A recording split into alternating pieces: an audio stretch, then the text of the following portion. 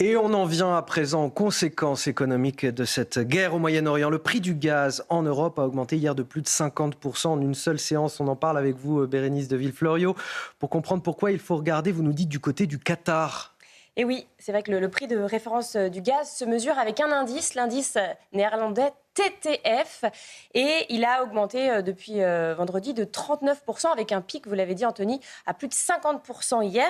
Alors ceci fait suite à l'annonce de Qatar Energy, le géant du gaz naturel liquéfié, qui a décidé par précaution de stopper temporairement sa production après 2 attaques de drones iraniens sur ses sites hier. Alors, il faut savoir qu'il y a 2 manières de transporter le gaz. Il y a sous sa forme naturelle, à l'état gazeux. On l'achemine par des gazoducs depuis des pays proches, comme par exemple la Norvège ou l'Algérie.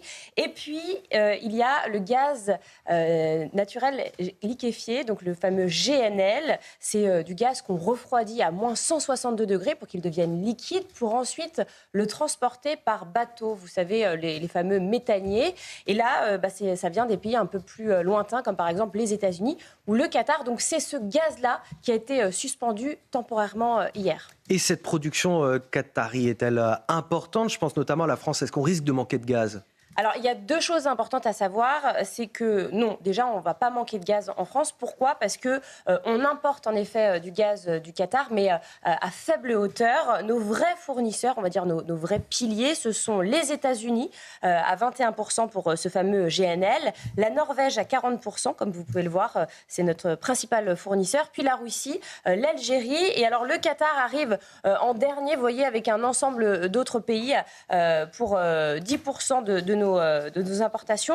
En revanche, ce qui nous impacte, c'est le prix. Et le prix, il se négocie sur les marchés mondiaux. Et dès qu'on a une tension quelque part dans le monde, ce prix peut être déstabilisé. Et c'est tout le monde qui en paye le surcoût. Donc hier, la référence européenne, je vous l'ai dit, le TTF néerlandais a augmenté à 50% au plus haut de la journée. Là, actuellement, il est à 39%. On va voir son évolution à l'ouverture des marchés. Je vous rappelle que lors de la guerre en Ukraine, cet indice avait atteint 300 €. Aujourd'hui, il est à 44,50 €.